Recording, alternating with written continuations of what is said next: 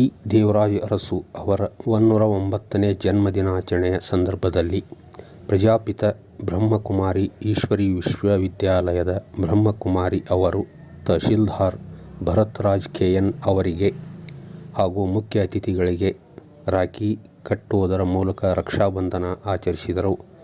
ಈ ಕುರಿತು ರಕ್ಷಾಬಂಧನದ ಮಹತ್ವವನ್ನು ತಿಳಿಸಿದರು.